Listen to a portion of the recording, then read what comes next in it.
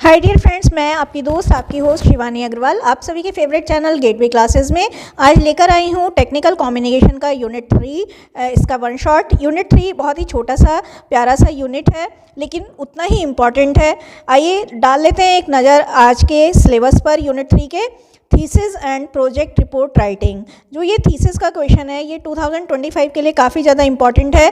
Project report को 2 marks के question में पूछा जा सकता है।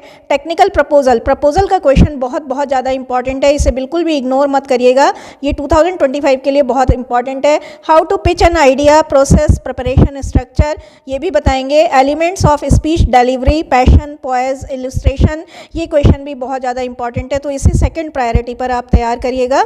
आइए बढ़ते हैं अपने टॉपिक पर। What is thesis. देखिए थीसिस की डेफिनेशन मैं कुछ अच्छे बच्चों के लिए सबसे लास्ट में, वीडियो के लास्ट में ज़रूर डिस्कस करूंगी। जो बहुत अच्छे बच्चे हैं, जो बहुत अच्छे मार्क्स लाना चाहते हैं, वो डेफिनेशन भी लिख कर आएंगे। बहुत ही छोटी सी डेफिनेशन है। फिलहाल डिस्कस कर लेते हैं थीसिस क्या होता है। तो थीसिस जो वर्ड है वो डिराइव किया गया है, लिया गया है ग्रीक कंपोजिशन से, ग्रीक लैंग्वेज से, जो कि वर्ड है ओए ओक। थोड़ा सा अजीब सा वर्ड है, लेकिन ध्यान से देखिएगा। ओए ओक, ओए ओक का मतलब होता है समथिंग टू पुट फोर्थ, यानी कुछ चीज़ को पुट फोर्थ का मतलब सामने रखना, यानी सामने रखने का मतलब है ब्रिंग इनटू लाइट, हाईलाइट करना, किसी चीज़ को हाईलाइट करना, ब्रिंग इनटू लाइट, प्रकाश में लाना। तो थीसिस वर्ड ग्रीक वर्ड से लिया गया है, ग्रीक लैंग्वेज से लिया गया है, जो कि वर्ड क्या है, ओए ओक है। ओए ओक का मतलब है समथिंग टू पुट फोर्थ, किसी चीज़ को सामने रखना, किसी चीज़ को आगे रखना। तो आपको समझ में आ गया होगा, बहुत ही आसान सा है। ओए ओक का मतलब है कि किसी भी चीज़ को सामने रखना। ठीक है, आगे चलते हैं। थीसिस होता क्या है। तो देखिए अगर हम बात करें, थीसिस एक लेंदी, बहुत लेंदी, अब लेंदी का मतलब है 250-300 पेजेस का भी हो सकता है ये। तो ये एक लेंदी और डिटेल्ड एनालिसिस है एक पर्टिकुलर टॉपिक पर। किस पर्पस के लिए? For the purpose of some research, किसी रिसर्च को कंडक्ट करने के लिए। तो रिसर्च पर्पस से किया गया पर्टिकुलर सब टॉपिक या पर्टिकुलर टॉपिक पर जो एक लेंदी और डिटेल्ड एनालिसिस है, वो थीसिस होता है। और इसका मेन एम क्या होता है? इन्वेस्टिगेट करना, एक्सप्लोर करना, खोज करना कुछ नए डायमेंशन उस पर्टिकुलर प्रॉब्लम पर, उस पर्टिकुलर टॉपिक पर, जो टॉपिक हमने रिसर्च के लिए चूज़ किया है। इसकी डेफिनेशन बाद में बताई जाएंगी। इम्पॉर्टेंस क्या है, रोल क्या है थीसिस का, पर्पस या ऑब्जेक्टिव क्या है। अगर कुछ भी आता है तो कंफ्यूज मत होइएगा, यही पर्पस है, यही ऑब्जेक्टिव है। रोल, ठीक है। It helps to form argumentative analysis and discussion on a problem. किसी भी प्रॉब्लम पर एक आर्ग्यूमेंटेटिव एनालिसिस देती है, डिस्कशन देती है। एक आप ये लिख लीजिएगा, it's aim to investigate new dimensions on a particular problem, ये भी यहाँ आ जाएगा। दूसरा अगर हम बात करें तो राइटिंग स्किल को बहुत ज़्यादा इम्प्रूव करती है आपकी। तीसरा बहुत जो इम्पॉर्टेंट है वो ये है कि ये हमारी लॉजिकल रेशनल थिंकिंग को इम्प्रूव करती है। सोचने समझने की जो तर्क वितर्क की क्षमता है उसे बढ़ाती है, लॉजिकल थिंकिंग को इम्प्रूव करती है, एनालिटिकल पावर को, विश्लेषण पावर को इम्प्रूव करती है, क्रिटिकल थिंकिंग को सुधारती है, हमारी इनोवेशन, हमारी क्रिएटिविटी को सुधारती है। तो देखिए यहाँ पर 5 चीज़ें हो गई, तो आप ऐसे भी लिख सकते हैं, इट इम्प्रूव्स करके उसके बाद ये वाला चार्ट बना दीजिए और यहाँ पर लॉजिकल या rational thinking, analytical power, analytical thinking, critical thinking, creativity और इनोवेशन को इम्प्रूव करती है। चौथा पॉइंट आप यहीं से ले लीजिएगा कि इसका एम है इन्वेस्टिगेट करना नए डायमेंशंस की एक पर्टिकुलर प्रॉब्लम पर। अब अगर हम फीचर की बात करें, एक अच्छी थीसिस में क्या फीचर होने चाहिए, उसकी क्या कैरेक्टरिस्टिक्स होनी चाहिए, तो आइए बात कर लेते हैं क्या कैरेक्टरिस्टिक्स होनी चाहिए। टाइटल जो है थीसिस का वो सेल्फ एक्सप्लेनेटरी होना चाहिए, अपने आप में टॉपिक को एक्सप्लेन करने वाला होना चाहिए। अटेंशन ग्रैबिंग होना चाहिए, इस तरह का हो जो लोगों का ध्यान उसे पढ़ने पर जाए, अटेंशन ग्रैबिंग होना चाहिए। अब जो टाइटल हमने लिया है, that should reflect the main idea of the work, main theme of the work. तो ये वर्क के मेन थीम को अच्छे से प्रकाश डालने वाला हो, उसको अच्छे से रिफ्लेक्ट करने वाला हो। थीसिस जो है हमारी डिस्क्रिप्टिव होनी चाहिए, हमने पहले ही बताया था डिटेल्ड एनालिसिस है, तो हर टॉपिक को डिस्क्रिप्शन देना है, उसको विस्तार से वर्णन करना है, विस्तार से उसका वर्णन करना है। लेकिन क्रिस्प होनी चाहिए, करारी होनी चाहिए और comprehensible to average kind of reader, यानी ये हर रीडर को, एवरेज काइंड ऑफ रीडर को समझ में आने लायक, कॉम्प्रिहेंसिबल होनी चाहिए, अंडरस्टैंडेबल होनी चाहिए।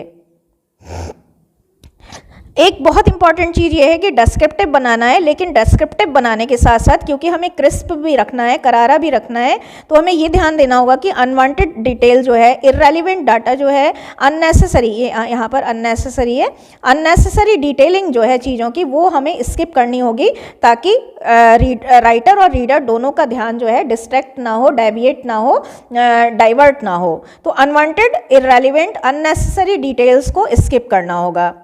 इसका मेन ऑब्जेक्टिव क्या होता है? अटेंशन, रीडर का अटेंशन ग्रैब करना, रीडर का अटेंशन अट्रैक्ट करना और उनकी क्यूरियोसिटी को इवोक करना, उनकी जिज्ञासा को, इवोक का मतलब जगाना, है ना। तो ये इसी तरह से, इसी वे में डिज़ाइन की जानी चाहिए, ड्राफ्ट की जानी चाहिए, ताकि ये रीडर का अटेंशन ग्रैब कर पाए, रीडर का अटेंशन अट्रैक्ट कर पाए और क्यूरियोसिटी उनकी जगा पाए, यानी कि कुछ इस तरह से हो इसका डिज़ाइनिंग, ड्राफ्टिंग, कि ये थॉट प्रोवोकिंग हो, अटेंशन ग्रैबिंग हो। एक बहुत ही इजी फार्मूला है T+C/SO। इसका मतलब है, T का मतलब हो गया टॉपिक, हमने टॉपिक जो लिया है वो, और टॉपिक का मतलब टॉपिक पर जो हम क्लेम करने वाले हैं, जो एजर्शन करने वाले हैं, जो दावे करने वाले हैं, यानी जो एक्सप्लेनेशन देने वाले हैं, वो हमारे बहुत करारे होने चाहिए। एंड वाइसो, फिर इसका अगर हमने टॉपिक लिया फिर उस पर दावे करें तो हमारा रिजल्ट आएगा वाइसो, ऐसा क्यों हुआ, तो उसमें हमारे रिजल्ट्स आ जाएंगे, फाइंडिंग्स आ जाएंगी, कंक्लूजन आ जाएंगे। तो टॉपिक क्या ले रहे हैं और टॉपिक पर एजर्शन क्या कर रहे हैं, दावे क्या कर रहे हैं, क्लेम क्या कर रहे हैं, ये करके आएंगे तो रिजल्ट अपने आप निकल आएगा, है ना, फाइंडिंग अपने आप निकल आएंगी। Starting A thesis can be daunting. एक थीसिस को स्टार्ट करना डॉन्टिंग हो सकता है, चैलेंजिंग हो सकता है। चैलेंजिंग का मतलब चुनौतीपूर्ण हो सकता है, थोड़ा रिस्की हो सकता है, क्योंकि देखिए बहुत बड़ा डिटेल्ड एनालिसिस हमें तैयार करना है, इसलिए there are so many questions in the beginning. Thesis को शुरू करते समय बहुत सारे क्वेश्चन हमें सोचने होते हैं। वो क्या क्वेश्चन है? हमें अपने माइंड में एक इंट्रोस्पेक्शन करना है, अवलोकन करना है कि how do you actually start your thesis.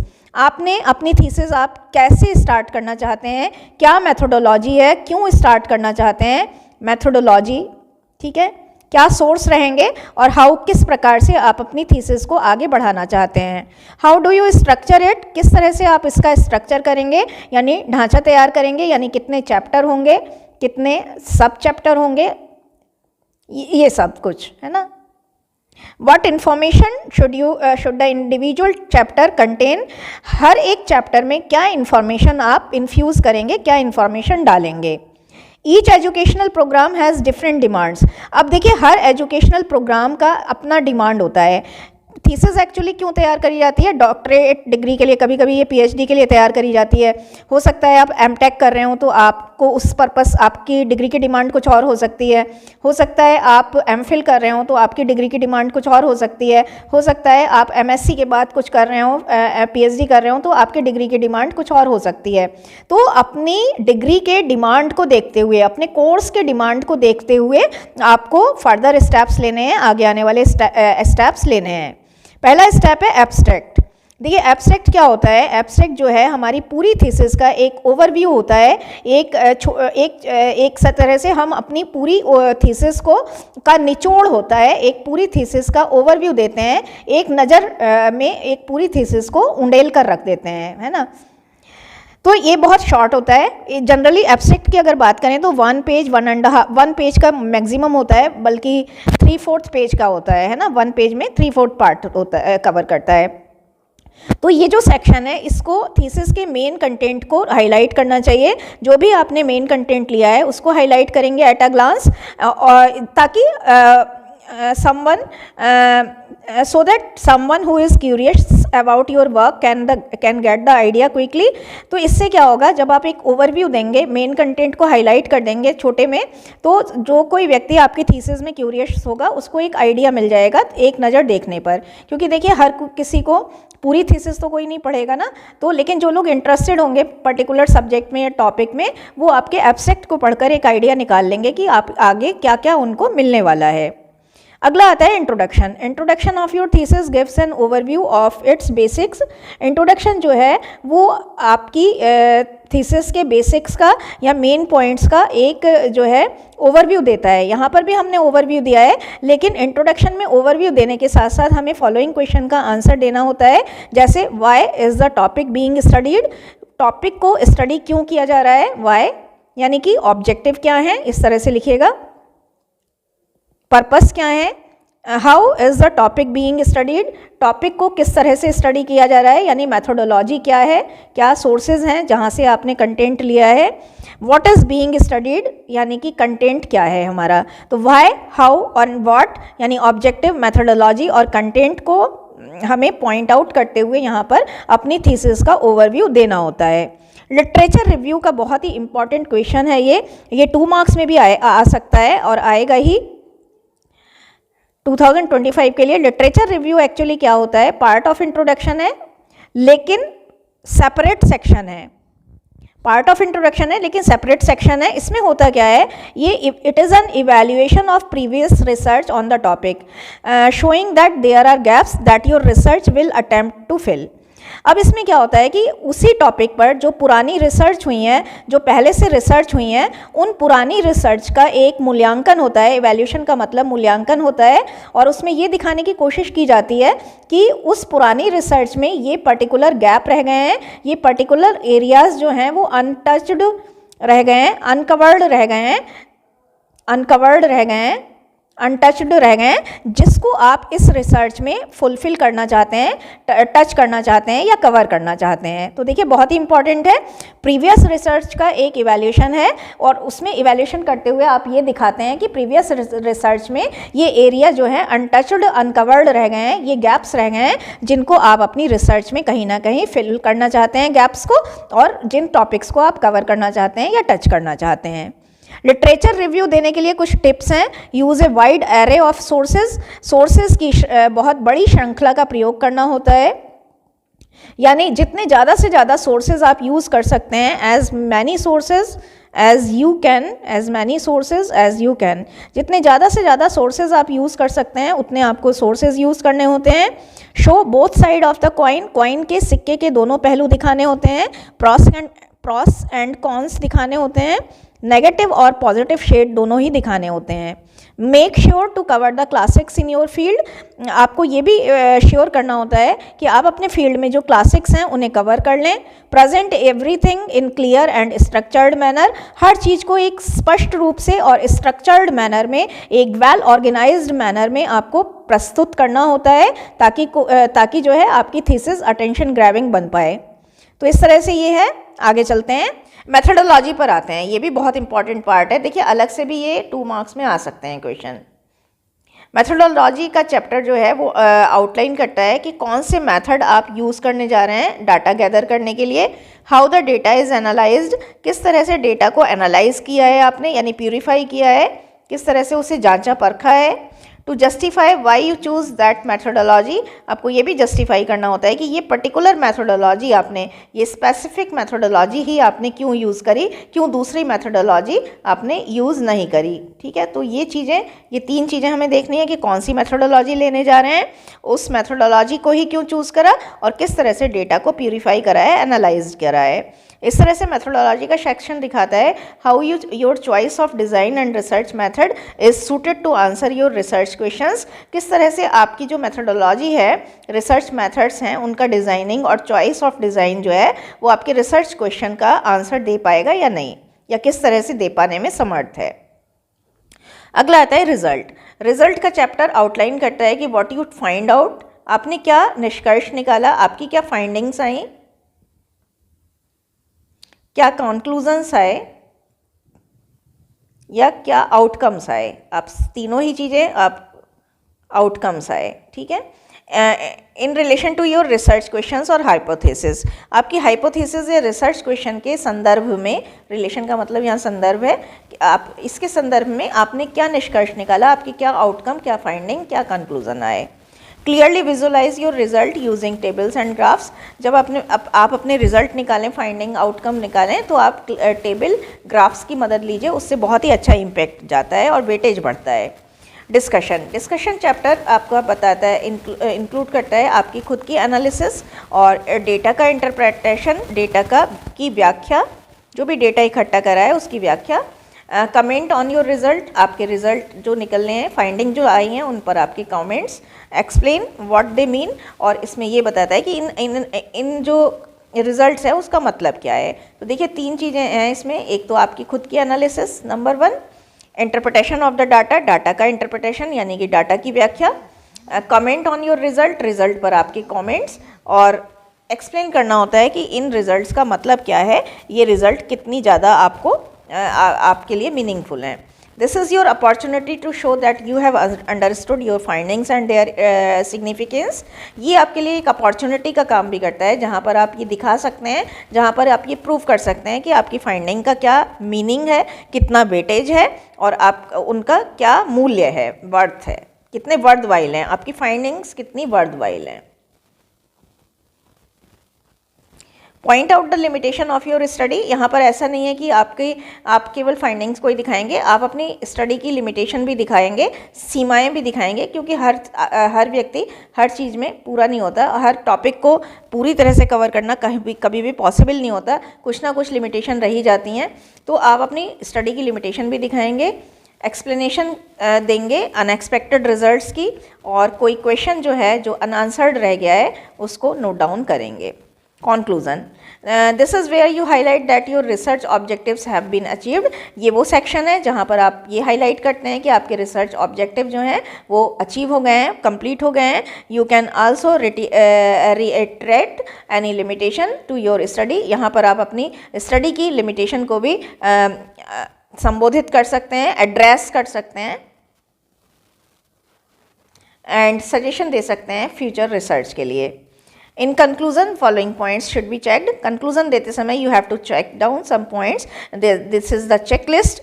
Remember to check if you have really answered all your research questions and hypothesis. क्या आपने वास्तव में सारी हाइपोथेसिस और रिसर्च क्वेश्चन का प्रॉपरली क्लियरली आंसर दे दिया है या नहीं दे पाए हैं आप। Your thesis should be tied up nicely in the conclusion and show clearly. आपकी थीसिस जो है वो कंक्लूजन में अच्छी तरह से टाई अप होनी चाहिए, यानी कि कंक्लूजन में बंधी होनी चाहिए। व्हाट यू डिड, आपने क्या किया, आपके रिजल्ट्स क्या निकले, and what you have learned, आपने क्या लर्न किया, आपने क्या नया सीखा। तो ये 3 क्वेश्चन है, इस तरह से भी लिख सकते हैं। व्हाट यू डिड, आपने एक्चुअली क्या किया, व्हाट यू एक्चुअली डिड, आपके रिजल्ट, आपके फाइंडिंग, आपके आउटकम क्या निकले, और इससे सबसे आपने क्या सीखा। अब आता है प्रोजेक्ट रिपोर्ट क्या होती है। तो देखिए प्रोजेक्ट रिपोर्ट जो है वो एक डिटेल्ड डिस्क्रिप्शन है किसी भी प्रोजेक्ट का। आपने कोई भी प्रोजेक्ट लिया, उसका केवल एक बहुत सिंपल सी बात है, एक डिटेल्ड डिस्क्रिप्शन है, ठीक है। आप कहीं मत जाइएगा, मैं थीसिस की आपको कुछ नई डेफिनेशन भी दूंगी जाते जाते, जिससे आप अपने आंसर को वर्थवाइल बना सकते हैं।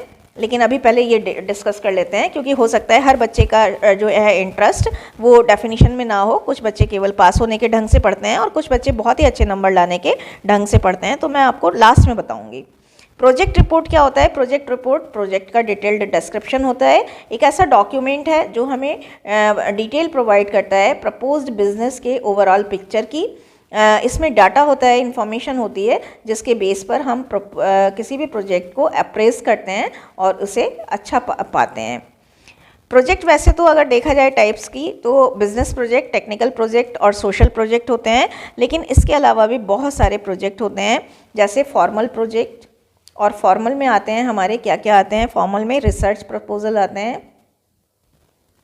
रिसर्च प्रोजेक्ट आते हैं, बिजनेस प्रोजेक्ट आते हैं, बिजनेस प्रोजेक्ट आते हैं हमारे, और आता है प्रोजेक्ट प्रपोजल, जो अपने आप में प्रोजेक्ट का प्रपोजल होता है ना। चलिए आगे चल लेते हैं। Need of project report. Project report की नीड क्या है। प्रोजेक्ट रिपोर्ट जो है helps to get the funds and grants sanctioned for the proposed work. देखिए आपने कोई प्रोजेक्ट लिया है हाथ में, तो प्रोजेक्ट के लिए आपको सरकारी संस्थाओं से फंड सैंक्शन कराने होते हैं या अनुदान लेना होता है। ग्रांट का मतलब है अनुदान लेना होता है। तो आपका प्रोजेक्ट रिपोर्ट जो है फंड और ग्रांट्स लेने में आपकी हेल्प करता है।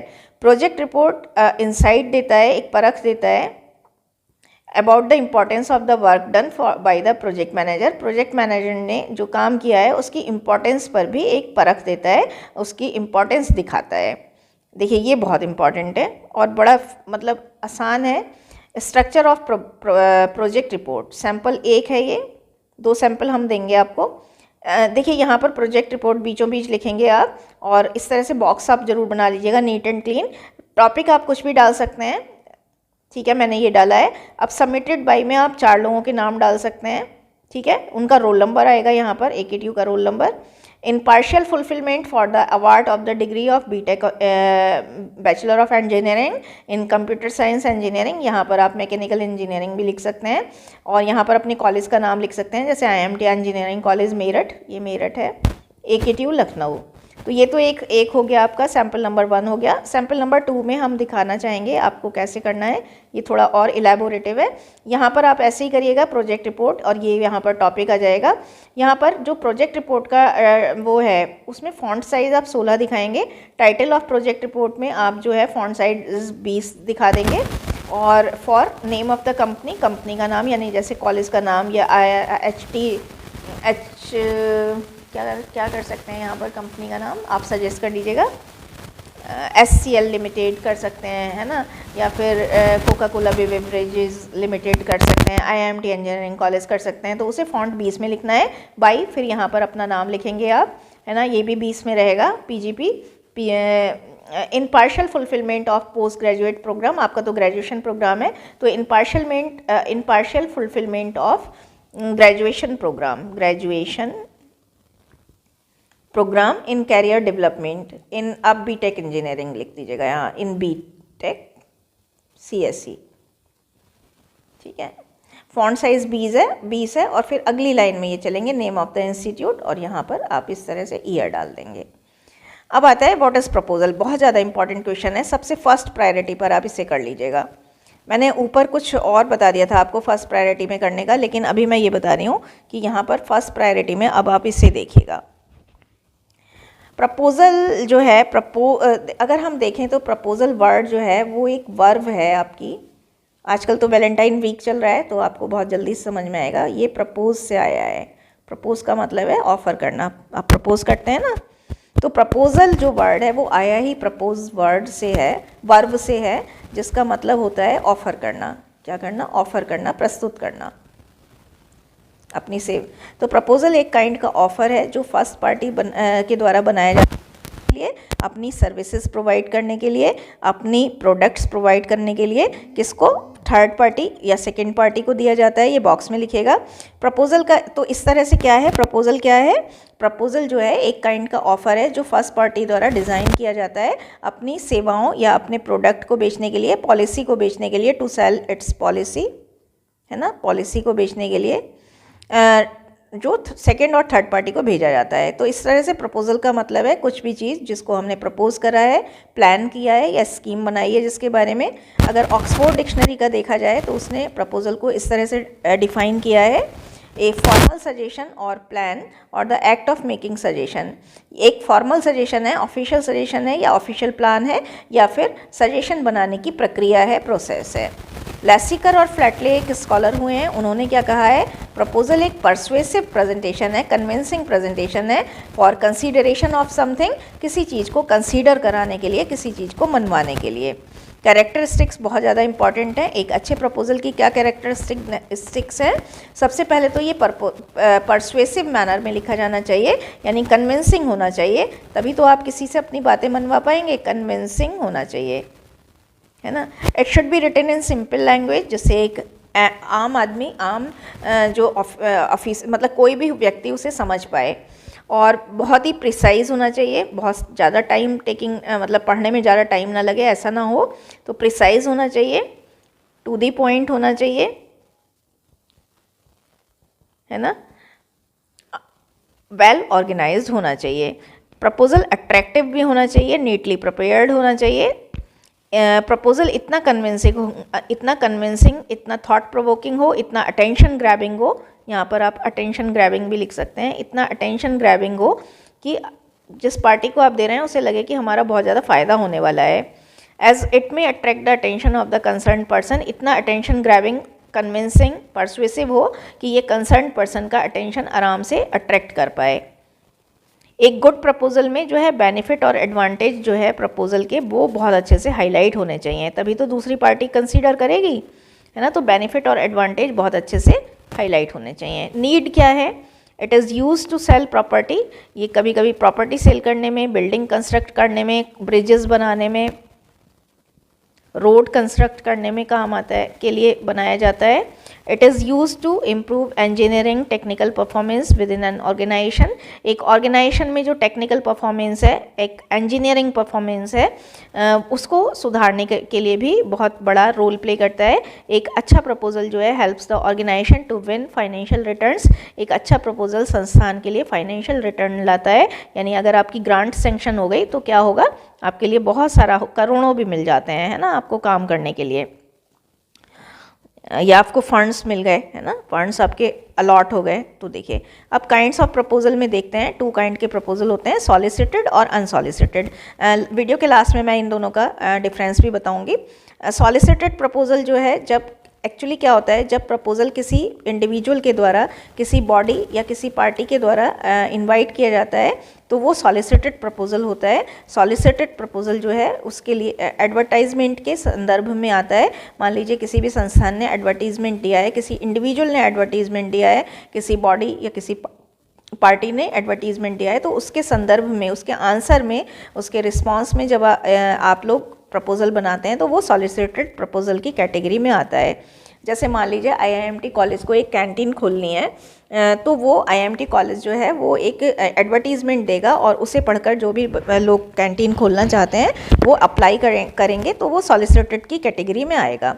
अनसॉलिसिटेड इसका उल्टा होता है। Sometimes the proposals are not invited by anybody, कभी कभी प्रपोजल किसी के द्वारा भी इन्वाइट नहीं किए जाते, लेकिन एज एन इंडिविजुअल और एक टीम ऑफ इंडिविजुअल को ऐसा लगता है कि कोई नई टेक्नोलॉजी, कोई नई फैसिलिटी जो है वो डेवलप की जा सकती है, या मॉडिफिकेशन उसका हो सकता है, इम्प्रूवाइजेशन हो सकता है। क्या हो सकता है? इम्प्रूवाइजेशन हो सकता है, यानी पहले से जो एग्जिस्टिंग सर्विसेज हैं उसमें सुधार लाने के लिए। By working on a definite plan, तो कभी कभी एक इंडिविजुअल को या एक टीम ऑफ इंडिविजुअल को ये लगता है कि कोई नई टेक्नोलॉजी हम इन्फ्यूज़ करा सकते हैं, कोई नई फैसिलिटी इंट्रोड्यूस करा सकते हैं, या किसी एग्जिस्टिंग सर्विस में मॉडिफिकेशन या इम्प्रूवाइजेशन कर सकते हैं, किसी एग्जिस्टिंग फैसिलिटी में, है ना। तो वो एक प्रपोजल भेजता है, he can prepare proposal to start that work and send to the body who might feel interested in that kind of work. तो वो एक प्रपोजल बनाता है और उस काम को शुरू करने के लिए, और उस व्यक्ति या संस्थान या ऑर्गेनाइजेशन या बॉडी को भेजता है जो उस काम में इंटरेस्टेड हो सकता है। जैसे मान लीजिए मुझे लगा कि यार मैं इस कॉलेज में बच्चे तो बहुत पढ़ते हैं लेकिन कोई भी स्टेशनरी की शॉप नहीं है, तो फिर मैं एक प्रपोजल बनाकर भेजूंगी अपने इस किसी भी कॉलेज के मैनेजमेंट को कि देखिए अगर स्टेशनरी हो जाए तो इतना लाभ आपका होगा, बच्चे बाहर नहीं जाएंगे, उनका टाइम वेस्ट नहीं होगा, और दुनिया भर की चीज़ें आप जो भी बेनिफिट आपको लगते हैं वो आप मतलब आप अपने बेनिफिट नहीं दिखाएंगे, आप उस ऑर्गेनाइजेशन को क्या बेनिफिट होंगे आपके प्रपोजल को एक्सेप्ट करने से वो दिखाएंगे आप। तो ये जो इस तरह का प्रपोजल है वो अनसॉलिसिटेड प्रपोजल में आता है। मान लीजिए किसी सोसाइटी है, जैसे हमारे यहाँ गाजियाबाद में बहुत सारी सोसाइटीज़ हैं, गौर सोसाइटी है ना, या फिर दिनेश नगर सोसाइटी। तो वहाँ पर क्या है, मान लीजिए जिम नहीं है और बहुत जनता है, बहुत पॉपुलेशन है, बहुत सारे घर हैं, बहुत सारी आबादी है, या कोई क्लब नहीं है, तो आपको लगता है कि मैं अगर यहाँ क्लब खुल जाए तो लोगों को बाहर नहीं जाना पड़ेगा, लोगों की बहुत सारे टाइम सेव होगा, लोगों की जो है हेल्थ कंडीशन अच्छी होंगी, तो आप एक प्रपोजल भेज सकते हैं सोसाइटी के मैनेजर को। तो इस तरह के जो प्रपोजल हैं वो अनसॉलिसिटेड प्रपोजल की कैटेगरी में आते हैं। स्ट्रक्चर ऑफ प्रपोजल, एक अच्छा प्रपोजल जो है उसमें 4 इसेंशियल पार्ट्स होते हैं, इसको इस तरह से बनाकर लिखिएगा। देखिए चार्ट बनाना बहुत ज़रूरी है, और हमने एक वीडियो भी बनाई है कि किस तरह से टेक्निकल कम्युनिकेशन में एक अच्छे मार्क्स आप ला सकते हैं। तो वो सारा का सारा खेल जो है वो प्रेजेंटेशन पर डिपेंड करता है। आप चार्ट बनाइएगा, बुलेट्स में लिखिएगा, आप जगह जगह हाईलाइट करिएगा, जगह जगह बॉक्सिंग करिएगा, बॉक्स बनाइएगा।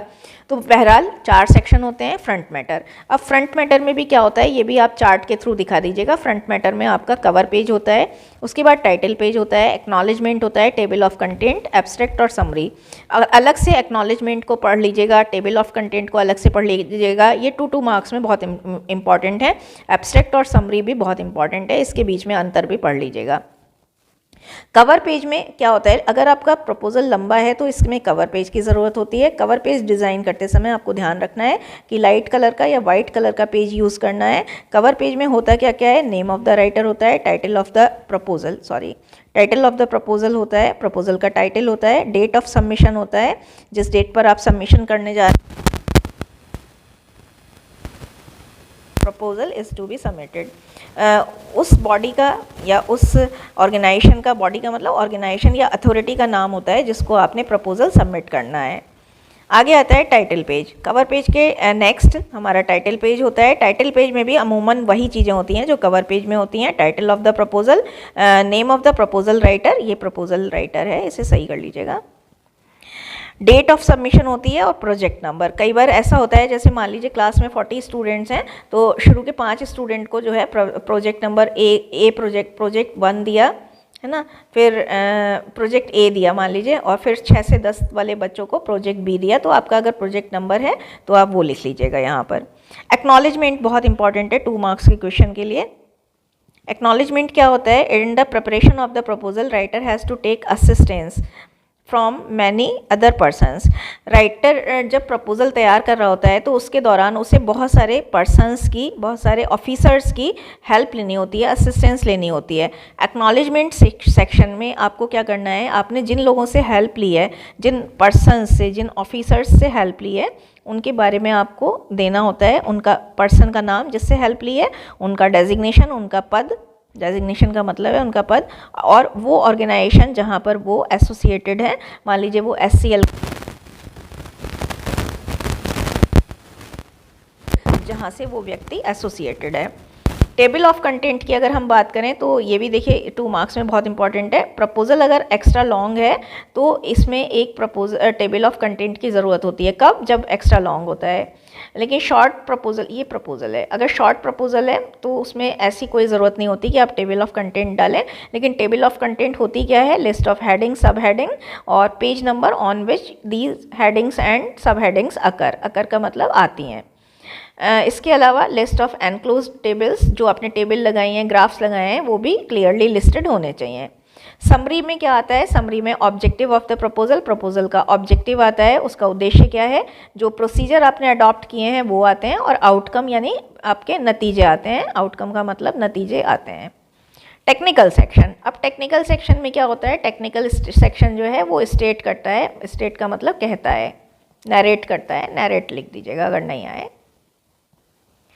नरेट करता है उन प्रॉब्लम्स को, डिस्क्राइब द वर्क, वर्क जो आपने किया है उसको डिस्क्राइब करता है, describe the work already done, इस दिशा में जो काम पहले से हो चुका है उसको डिस्क्राइब करता है, ऑब्जेक्टिव को एक्सप्लेन करता है,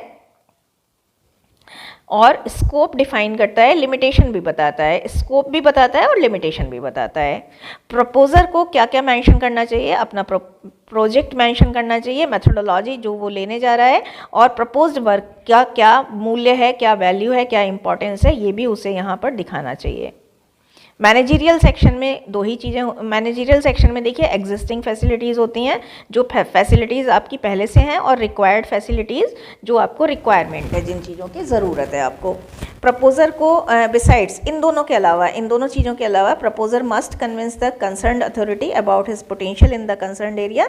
इसके अलावा प्रपोजर को ये भी बताना होता है, प्रपोजर का मतलब जो प्रपोजल भेज रहा है वो व्यक्ति कंसर्न्ड अथॉरिटी को, यानी कि जिस पार्टी को वो भेज रहा है, बॉडी या पार्टी को या पर्सन को, उसको ये भी बताना होता है कि उसका पोटेंशियल क्या है, उसकी एबिलिटी क्या है, एफिशिएंसी क्या है, एफिकेसी क्या है, स्किल क्या है, कि वो इस काम को कंसर्न्ड एरिया में उसका एक्सपीरियंस क्या है। एक तरह से पोटेंशियल, स्किल, एक्सपीरियंस मतलब उसको ये भरोसा दिलाना होता है कि मैं ये काम पहले भी कर चुका हूँ। उसके लिए उसे क्या मेंशन करना होता है, अपनी एकेडमिक क्वालिटीज़ या एकेडमिक क्वालिफिकेशन भी यहाँ लिख सकते हैं, प्रोफेशनल और टेक्निकल क्वालिफिकेशन या स्किल सेट है ना ये, और experience in the specific area, उस स्पेसिफिक एरिया में उसका एक्सपीरियंस उसे बताना होता है। फिनेंशियल सेक्शन में जो है प्रपोजर को एक्सपेंसेस की डिटेल देनी होती है, जो खर्चे हैं उनकी डिटेल देनी होती है। अब खर्चों में क्या क्या आ सकता है, मटेरियल की कॉस्टिंग आ सकती है, वेजेस जो मजदूरों का या वर्कर्स या फिर जो भी ऑफिसर्स काम करेंगे उनके वेजेस आ सकते हैं, रेम्यूनरेशन आ सकते हैं, expenses on electricity, water, fooding, equipment, machines, accommodation, कभी कभी हमें बहुत सारे लोगों को ठहराना होता है, तो ये सब खर्चे आ सकते हैं। इसके अलावा कुछ और भी पार्ट्स ऐड करें, इन चारों पार्ट के अलावा कुछ और भी पार्ट ऐड करे जा सकते हैं अगर प्रपोजल लेंदी हो जाता है तो। अपेंडाइसिस इसमें देखिए ये इस तरह से अपेंडाइसिस हो सकती हैं और ग्लॉसरी हो सकती है। ग्लॉसरी का मतलब है list of tough words and their meaning. Appendices में क्या होता है, मान लीजिए आप टेबल बना रहे हैं, चार्ट बना रहे हैं, तो टेबल जो है वो सारी अपेंडाइसिस ए में आ जाएंगी, जितने चार्ट हैं वो अपेंडाइसिस बी में आ जाएंगे, तो इस तरह से होता है।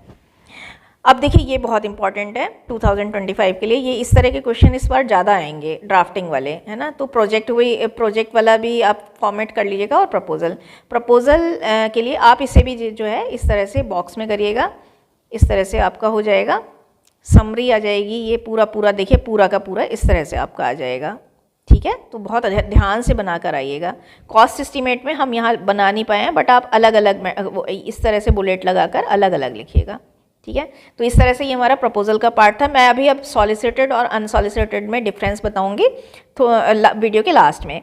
अब आता है ये topic elements of speech delivery, poise, passion and illustration. बहुत ही इंटरेस्टिंग टॉपिक है 2025 के लिए, मुझे सेकंड प्रायोरिटी पर इसे देना है, फर्स्ट प्रायोरिटी पर प्रपोजल करिएगा।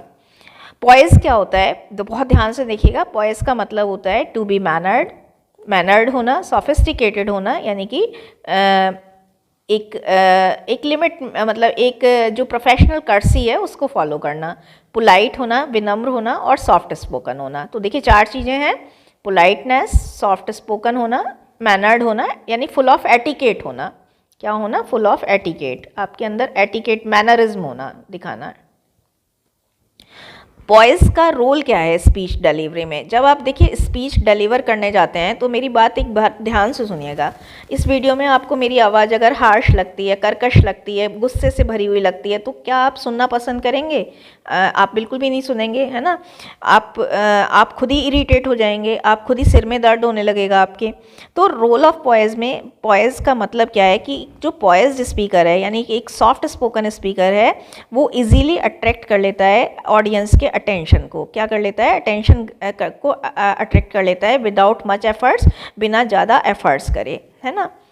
ए poised speaker is more convincing, उसकी बात ज़्यादा लोग मानते हैं, वो बहुत ज़्यादा कन्विंसिंग होता है, डायनामिक होता है और परसुएसिव होता है। क्या होता है? परसुएसिव होता है, उसकी बात को आराम से लोग स्वीकार करते हैं। Poise speaker is a relaxed speaker, poise speaker जो है वो अपने आप में शांत होता है, रिलैक्स्ड होता है, कूल होता है, और रिलैक्स्ड स्पीकर को ज़्यादा ध्यान से सुना जाता है। अगर आप हैपहैज़र्ड होंगे, अगर आप खुद ही निराशा से भरे हुए होंगे, अगर आप खुद ही बिखरे हुए होंगे, तो कोई आपको क्यों सुनेगा। तो ऑडियंस जो है रिलैक्स्ड स्पीकर में, पॉइज स्पीकर में ज़्यादा ट्रस्ट और कॉन्फिडेंस दिखाती है। तो ये 3 लाभ हैं।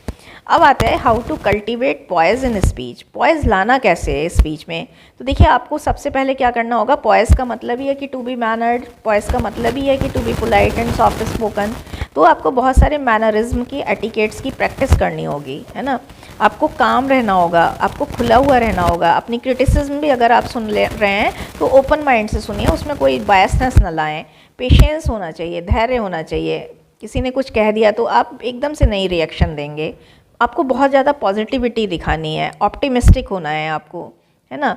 और इसके अलावा ये तो देखिए कुछ गुण हो गए, काम होना, कूल होना, आप कूल भी लगा सकते हैं यहाँ पर, मैनरिज्म होना, एटिकेट्स होना, प्रोफेशनल मैच्योरिटी होना, आपके अंदर प्रोफेशनल मैच्योरिटी होनी चाहिए, है ना। प्रोफेशनल मैच्योरिटी होनी चाहिए आपके अंदर। क्या होना चाहिए? इमोशनल इंटेलिजेंस होनी चाहिए। क्या होना चाहिए? इमोशनल इंटेलिजेंस होनी चाहिए, ये भी बहुत ज़रूरी है, इंटेलिजेंस। और इसके अलावा आपको क्या करना है, कुछ पोलाइट टैक्टिक्स का यूज़ करना है, युक्तियों का यूज़ करना है। टैक्टिक्स का मतलब युक्तियाँ, प्लान। जैसे कि आप sorry, thank you, excuse me, kindly, है ना। और इसके अलावा यू एटीट्यूड बहुत ज़रूरी है, यानी आई ना करके आप अपने कस्टमर्स को ज़्यादा वैल्यू करिए, उनको ज़्यादा एड्रेस करिए कि आप जानते हैं ना, आपको ये सुनकर अच्छा लगेगा, है ना, मुझे ये बताते हुए अच्छा लग रहा है। उसमें देखिए थोड़ा सा बुरा हो जाता है, मतलब थोड़ा सा ऑकवर्ड हो जाता है, थोड़ा सा मतलब थोड़ा कम पोलाइट रहता है। आपको कैसा लगा हमारे साथ, मुझे तो आपके साथ, है ना, तो मुझे ना करके आपको वाला एटीट्यूड होना चाहिए। अगला आता है हमारा पैशन। पैशन का क्या रोल है? देखिए पैशन क्या है पहले ये समझ लेते हैं। पैशन को अगर हम डिफ़ाइन करें तो पैशन का मतलब है क्यूरियोसिटी होना। पैशन का मतलब है बहुत डीप इंटरेस्ट होना, कीन इंटरेस्ट होना, जिज्ञासा होना, विल पावर होना। विल पावर का मतलब है इच्छा शक्ति होना स्पीच के लिए। अब जब आपको कभी टीचर खड़ा करता है ज़बरदस्ती, तो आप में वो पैशन तो नहीं होती, लेकिन जब आप खुद से इनिशिएट करते हैं, खुद से पहल करते हैं, खुद से हैंड रेस करते हैं, तो आप में एक पैशन होती है ना। तो पैशन का मतलब ही है क्यूरियोसिटी होना, सेल्फ इंटरेस्ट होना और विल पावर यानी इच्छा शक्ति होना स्पीच डिलीवर करने के लिए। पैशन जो है वो आपकी इमोशनल एनर्जी है, आपका एंथुसियाज्म है, यानी कि आपका ज़ील है। एंथुसियाज्म नहीं याद रख पाए तो ज़ील है, उत्साह है, जो एक स्पीकर अपने टॉपिक में दिखाता है। Passion somewhere conveys that speaker is nowhere forced to speak. Passion कहीं ये भी दिखाता है कि आपको फोर्स नहीं किया गया है स्पीक करने के लिए, बल्कि he is interested to deliver on his own, बल्कि वो अपने आप में खुद सेल्फ इंटरेस्टेड है। ठीक है। Role of passion in speech. Passion का क्या रोल है? अगर आप पैशनेटली कर रहे हैं तो आप किसी भी टॉपिक में क्रिएटिविटी के साथ आप बहुत क्रिएटिविटी दिखाएंगे, आप बहुत इनोवेशन दिखाएंगे, यानी नई नई बातें इकट्ठी करके लाएंगे, नई नई जानकारी आप इकट्ठी करके लाएंगे। तो बहुत ही पैशन से का मतलब ही है कि क्रिएटिविटी लाना, इनोवेशन लाना। इसका बहुत इंपॉर्टेंट, आपको कुछ भी ना याद रह जाए तो आप ये ज़रूर लिखिएगा। Passion prepares the speaker to be ready in advance to answer cross questions asked by the audience. Passion जो है वो अगर आप पैशनेट हैं बोलने के लिए, तो आप एडवांस में ही एज्यूम करके आएंगे कि आपके ऑडियंस आपसे क्या क्या क्वेश्चन पूछ सकते हैं। और जब आप ये एज्यूम करके आएंगे प्रोबेबल क्वेश्चंस ऑडियंस के, तो आप जनरली उनके आंसर भी तैयार करके लाएंगे मेंटली। पैशनेट स्पीकर जो है वो मल्टीपल मीडियम का यूज़ करता है, मल्टीपल रिसोर्सेज का यूज़ करता है अपने प्रेजेंटेशन को विविड बनाने के लिए, बहुत ही ज़्यादा लिवली बनाने के लिए, विविड बनाने के लिए, विस्तृत बनाने के लिए, और अटेंशन ग्रैबिंग बनाने के लिए, थॉट प्रोवोकिंग बनाने के लिए। पैशनेट स्पीकर जो है वो अपने ऑडियंस से बहुत इजीली और बहुत ही प्रॉम्प्टली, बहुत ही जल्दी जुड़ जाता है, रिलेट करने लगते हैं ऑडियंस उससे। अब how to cultivate passion in speech, ये भी बहुत इंपॉर्टेंट है। अगर आप पैशनेटली प्रेजेंटेशन देना चाहते हैं, स्पीच डिलीवरी करना चाहते हैं, तो आपको क्या करना होगा? You have to read more about the topic. आपको जितना read as much as you can, क्या करना है आपको? Read as much as you can. The more you will read, the more passionately you will collect the material. Search as much information as you can. कहाँ से search करना है? Website से, newspaper से, बुक्स से, मैगजीन से, journal से, podcast से, है ना। और कहाँ से कर सकते हैं? यूट्यूब चैनल देखकर, रेडियो प्रोग्राम सुनकर, यहाँ से वहाँ से। आपको उसके बाद क्या करना है? रिहर्सल बहुत ज़रूरी है, प्रैक्टिस और रिहर्सल करिए बार बार। Cultivate the interest to speak. अगर आपको खुद भी इंटरेस्ट नहीं आ रहा है तो अपना भी इंटरेस्ट लगाइए। एक चीज़ और भी है जो थोड़ी सी अलग है, attend public speaking events by other speakers. दूसरे स्पीकर द्वारा दी गई पब्लिक स्पीकिंग इवेंट्स को अटेंड करिए, वहाँ से आपको उनका स्टाइल और उनकी बॉडी लैंग्वेज और बहुत सारी नई बातें पता लगेंगी। अगला आता है इलिस्ट्रेशन। इलिस्ट्रेशन का मतलब होता है उदाहरण देना। इलिस्ट्रेशन का मतलब है to use examples related to your topic in your speech. देखिए जब आपका कोई टीचर आपको पढ़ा रहा होता है तो आपको बहुत सारी चीज़ें केवल इसलिए समझ में नहीं आती कि एग्जाम्पल नहीं देता, बल्कि दूसरा टीचर आपको एग्जाम्पल देके समझाता है, या कोई टॉपिक जब आपको एग्जाम्पल देकर समझाया जाता है तो आपको बहुत जल्दी क्रिस्टल क्लियर हो जाता है आपके माइंड में। तो देखिए इलिस्ट्रेशन का मतलब ही है एग्जाम्पल देना related to your topic. Role क्या है इलिस्ट्रेशन का? इलिस्ट्रेशन जो है कंटेंट को ईजी बना देते हैं, इंटरेस्टिंग बना देते हैं, बोर्डम नहीं आने पाती। इंटरेस्टिंग जब ईजी होगा तो इंटरेस्टिंग खुद ही हो जाएगा। इलिस्ट्रेशन जो है स्पीच को बहुत ज़्यादा इंगेजिंग बना देते हैं। ऑडियंस आपसे डेविएट नहीं हो पाती, डाइवर्ट नहीं हो पाती, और बहुत इंगेज होकर सुनती है, कनेक्टेड होकर सुनती है। इलिस्ट्रेशंस इनफैक्ट सपोर्टिंग डिवाइस हैं और इलिस्ट्रेशन देकर हम वेरीफाई कर सकते हैं जो भी हमने कहा है ना। अपनी बात को वेरिफिकेशन कर देने का भी एक जरिया है। How to use illustration in speech delivery. Illustration लेने के लिए भी देखिए, आपको उदाहरण लाने के लिए आपको क्या है, बहुत ज़्यादा पढ़ना पड़ेगा, है ना, बहुत ज़्यादा रिसर्चफुल होना पड़ेगा। और एक चीज़ और है, रीड, रिसर्च, ये तो 3 हो गए, 3 आर्ट्स का आपको फॉलो करना है, रीड, रिसर्च और रिफ्लेक्ट। रिफ्लेक्ट का मतलब है कोई भी बात अपनी लाइफ पर डाल कर देखो, अपनी लाइफ में उतार कर देखो, तो आपको एग्जाम्पल खुद ही मिलेंगे। टॉक विद पीपल, लोगों से बातचीत करो, वहाँ से भी आपको एग्जाम्पल मिलेंगे। तो ये इस तरह से ये आपका टॉपिक है। अब आता है how to pitch an idea. An है यहाँ पर, एन आइडिया, ठीक है। जब एक आइडिया को पिच कर रहे हो, आइडिया को स्टार्ट कर रहे हो, तो आपको बहुत सारी चीज़ें देखनी चाहिए।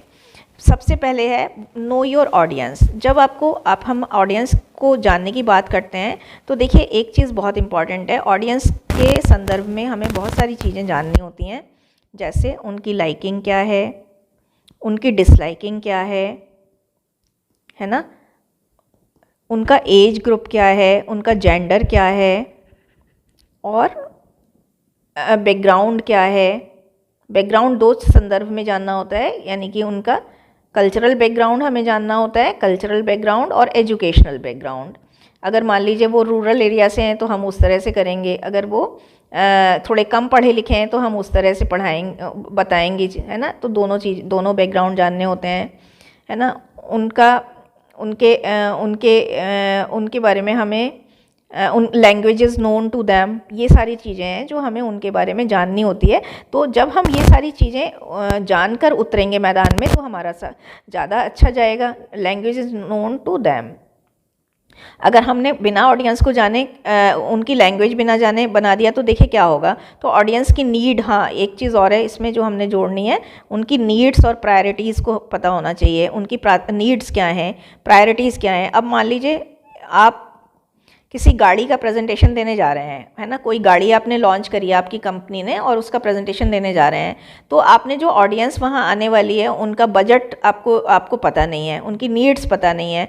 आपने जो है एक इकोनॉमिकल गाड़ी जो है वो लग्जूरियस पीपल को समझा दी, या लग्जूरियस पीपल को आपने तो इस तरह से जो है आपकी नीड्स तो आपको पता ही नहीं है। आपने पॉलिसी बेचने जा रहे हैं, लोगों की नीड्स ही नहीं पता है आपको कि उन्हें आज पैसा चाहिएगा या 10 साल बाद पैसा चाहिएगा, है ना। तो ऑडियंस की नीड वगैरह को जानकर, उनके इंटरेस्ट को जानकर, उनके कल्चरल बैकग्राउंड को जानकर जब आप अपना प्रेजेंटेशन तैयार करेंगे, जब आप मैदान में उतरेंगे तो आप ज़्यादा सक्सेसफुल होंगे। Identify your target audience. आपकी टारगेट ऑडियंस को आपको आइडेंटिफाई करना है, आपके पोटेंशियल इन्वेस्टर्स, क्लाइंट को देखना है, डिटरमाइन करने के लिए कि who you should pitch to, आपको किसको पिच करना है। मान लीजिए आप किसी से फंड मांगने जा रहे हैं, तो आप ऐसे व्यक्ति के पास जाएंगे ना जिसके पास फंड हो। स्टार्ट विद ए हुक, आपको एक हुक से स्टार्ट करना है। एक grab your audience attention with A surprising statistic. आपको अपनी ऑडियंस का जो अटेंशन ग्रैब करना है वो एक अच्छी स्टैटिस्टिक्स से करना है। एक थॉट प्रोवोकिंग क्वेश्चन से आप स्टार्ट कर सकते हैं, एक पर्सनल स्टोरी से आप स्टार्ट कर सकते हैं। तो इस तरह से क्या होगा, आप किसी कोटेशन से स्टार्ट कर सकते हैं, कोट से आप कोई जो है पोइटिक लाइन्स से आप स्टार्ट कर सकते हैं, है ना। इस सब से आप स्टार्ट करेंगे तो आप automatically you will be able to grab the attention of your audience. आप एक स्टोरी भी सुना सकते हैं उन्हें, शॉर्ट स्टोरी। अब आपको क्या करना है, highlight the problem, explain the problem you are solving. उस प्रॉब्लम को एक्सप्लेन करिए जो आप सॉल्व करने जा रहे हैं और किस तरह से आपका आइडिया आपकी प्रॉब्लम को एड्रेस करता है। शो डोंट जस्ट, आपको दिखाना भी है, केवल बताना ही नहीं है बल्कि दिखाना है। अब दिखाने के लिए क्या करेंगे, आप विजुअल्स का यूज़ करेंगे, है ना। तो इस तरह से विजुअल का यूज़ कर सकते हैं। टेबल चार्ट का, आप क्या विजुअल्स में क्या आते हैं, और भी क्या आते हैं विजुअल्स में, है ना। यहाँ पर टेबल्स का, चार्ट का, मैप का यूज़ कर सकते हैं, ग्राफ का यूज़ कर सकते हैं। तो ये सब चीज़ों का आप यूज़ करके रेलिवेंट बनाएंगे। अगला आता है provide supporting material. Supporting material भी प्रोवाइड करना है। Share material like a project poster, जैसे प्रोजेक्ट का पोस्टर आप कर सकते हैं। एम्पैथी मैप बना सकते हैं ताकि आपकी ऑडियंस आपको रेफरेंस दे सके। Practice your pitch. अब प्रैक्टिस बहुत ज़रूरी है। Practice your pitch with others to improve your presentation. आपके जो दोस्त हों, नियर एंड डियर हों, उन पर अपनी पिच को प्रैक्टिस करना है ताकि आपको पता लग जाए पहले से ही कि आप कहाँ पर पिटफॉल हैं आपके, कहाँ पर आपकी गलतियाँ हैं। पिटफॉल का मतलब कहाँ पर आप थोड़ा डाउन हैं, है ना, और वो एरिया आप फिर सुधार लें। Identify question you might be asked. उन क्वेश्चन को आपको आइडेंटिफाई या एज्यूम करना है जो क्वेश्चन आपसे आपकी ऑडियंस पूछ सकती है। End with a call to action, और फिर उसके बाद आपको आपकी पिच को ख़त्म कर देना है अपने कॉल टू एक्शन का, क्लियर कॉल टू एक्शन देकर। Be open to feedback. Feedback के लिए हमेशा ओपन रहिए और अपने श्रोताओं से, अपनी ऑडियंस से हमेशा फीडबैक मांगिए पोलाइटली। और कंस्ट्रक्टिव क्रिटिसिज्म को लेकर you need to be very constructive. आपको क्रिटिसिज्म को लेकर बहुत ज़्यादा आलोचना अगर आपकी हो रही है तो देखिए आपको परेशान नहीं होना है, बल्कि बहुत ही कंस्ट्रक्टिव रहना है। टाइप्स ऑफ पिच बड़ा ही इंपॉर्टेंट क्वेश्चन है। एलिवेटर पिच वैसे तो बहुत तरह की होती है, लेकिन एलिवेटर पिच जो है वो एक शॉर्ट पिच होती है जो डिज़ाइन की जाती है क्यूरियोसिटी को स्पार्क करने के लिए और क्वेश्चंस को एनकरेज करने के लिए। जब आपको अपने ऑडियंस से क्वेश्चन पूछने हो तो ये वाली पिच का यूज़ कर सकते हैं। Twitter pitch. ट्विटर पिच जो है वो एक शॉर्ट प्रेजेंटेशन होता है, ये भी जो एक बिजनेस आइडिया को इंट्रोड्यूस कराते समय आप इस वाली पिच का यूज़ कर सकते हैं। इन्वेस्टर पिच जो होती है वो फंड रेजिंग वगैरह के टाइम पर काम आती है, जब आप फंड रेज करने जाते हैं कहीं पर तो ये आप जब पोटेंशियल इन्वेस्टर्स के पास जाते हैं मनी रेज करने के लिए, तो आप ये वाली पिच का यूज़ करते हैं। Media pitch. मीडिया पिच जो है वो मीडिया का अटेंशन ग्रैब करने के लिए होती है, किसी स्टोरी, प्रोडक्ट, सर्विस को जो है हाईलाइट करने के लिए होती है। जैसे आप पॉडकास्ट करने जा रहे हैं, है ना, तो उसके लिए आप यूज़ कर सकते हैं। सेल्स पिच जो है वो जैसा कि नाम से ही पता लग रहा है सेल्फ एक्सप्लेनेटरी है, किसी भी एक प्रोडक्ट या सर्विस को सेल करने के लिए होती है। तो इसमें क्या होता है, आप प्रोडक्ट के फीचर्स, बेनिफिट, वैल्यू, उसका रिबेट क्या आप दे रहे हैं, है ना, ऑफ़र क्या दे रहे हैं, वो सब आप बताते हैं, तो वो वाली पिच है ये। आइडिया पिच जो है वो किसी भी एक आइडिया को, कॉन्सेप्ट को, सोल्यूशन को प्रपोज करने के लिए होती है, एक ऑफ़र करने के लिए होती है। तो ये इस तरह से ये सारी पिचेस होती हैं। अब मैंने आपसे एक प्रॉमिस किया था कि मैं आपको थीसिस की कुछ डेफिनेशन दूंगी, और देखिए अगर आपको भी कोई पॉइंट लगता है, देखिए आजकल पढ़ने का मतलब ये नहीं हो गया है कि मैं वन वे रखूं, मैं मोनोपोलाइज करूं, है ना। आजकल पढ़ने का मतलब ये हो गया है शेयरिंग करना। तो ये आपका एक तरह से शेयरिंग प्लेटफॉर्म है, और मैं आपको कुछ अच्छी डेफिनेशन, क्योंकि जो हमारे अच्छे बच्चे हैं वो ज़रूर इसमें कुछ कहना चाहेंगे। तो अगर मैं थीसिस को डिफ़ाइन करूं तो थीसिस जो है वो एक कॉम्प्रिहेंसिव का मतलब ही होता है डिटेल्ड वाला।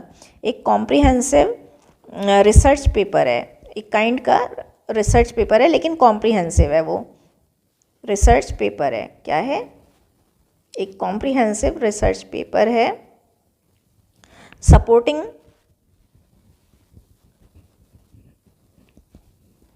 ए सेंट्रल आर्ग्यूमेंट, जिसमें एक सेंट्रल आर्ग्यूमेंट पर सपोर्ट होता है, यानी एक सेंट्रल थीम पर आर्ग्यूमेंट होता है। तो क्या है, एक कॉम्प्रिहेंसिव रिसर्च पेपर है थीसिस, जिसमें एक सेंट्रल आर्ग्यूमेंट पर सपोर्ट होता है। तो इसे हमेशा जो भी आप लिखेंगे तो उसे हमेशा एक बॉक्स में लिखिएगा। अगर हम एक बात और करें, एक और डेफिनेशन दें, तो एक थीसिस क्या होती है, इन डेप्थ रिसर्च पेपर होता है। यहाँ पर भी यही बोलने वाले हैं ये कि एक इन डेप्थ रिसर्च पेपर है प्रेजेंटिंग न्यू इंसाइट्स। ये मेरे को बहुत अच्छी लगी, मेरी फेवरेट है ये, प्रेजेंटिंग न्यू इंसाइट, जिसमें नई इंसाइट आती हैं, नई परख आती हैं और नए पर्सपेक्टिव्स आते हैं। तो ये मेरी तरफ से आप ये वाली ज़रूर करिएगा, ठीक है। तो एक इन डेप्थ रिसर्च पेपर है, इसमें भी देखिए इसे रिसर्च पेपर ही कहा गया है, इसमें बस इन डेप्थ है, उसमें कॉम्प्रिहेंसिव था, है ना। ये एक इन डेप्थ रिसर्च पेपर है जो नए इंसाइट, नए पर्सपेक्टिव देता है। आसान है बहुत याद करना। एक और लिख लीजिएगा, थीसिस क्या है, एक ओरिजिनल एक देखिए ये बहुत अलग है, इसीलिए ओरिजिनल कंट्रीब्यूशन है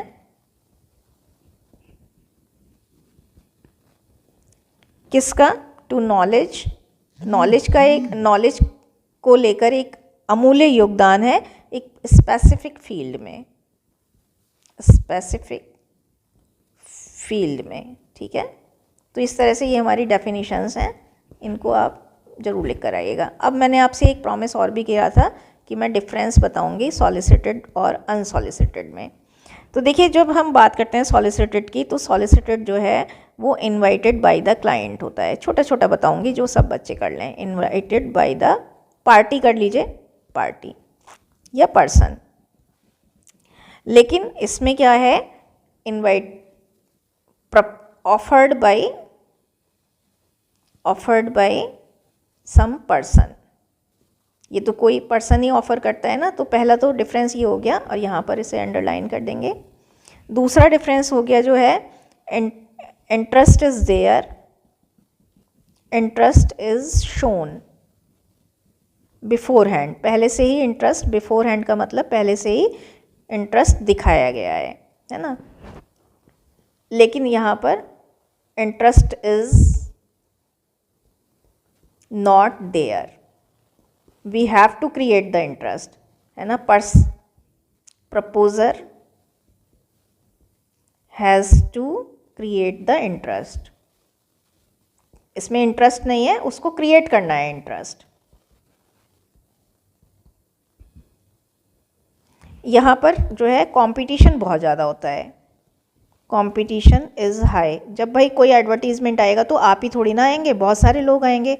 यहाँ पर कंपटीशन इज़ लेस, क्योंकि किसी को पता ही नहीं है ना।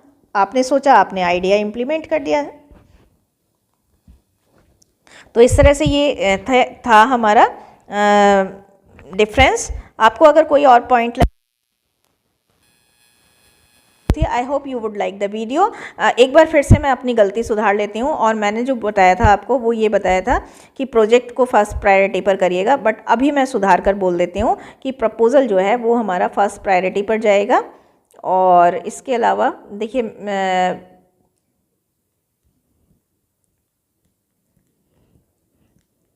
प्रपोज़ल हमारा जो है वो फर्स्ट प्रायोरिटी लेगा। अब फर्स्ट प्रायोरिटी, और सेकंड प्रायोरिटी पर हमारा जाएगा, क्या जाएगा, पैशन, पॉइज एंड इल्यूस्ट्रेशन। फिर आप जो है फिर कर लीजिएगा आप थीसिस और ये सब, ठीक है। तो I hope you would like the video. Thank you so much for watching the video. Have a very nice time. Comment जरूर भेजिएगा। Have a very nice examination experience. Bye bye.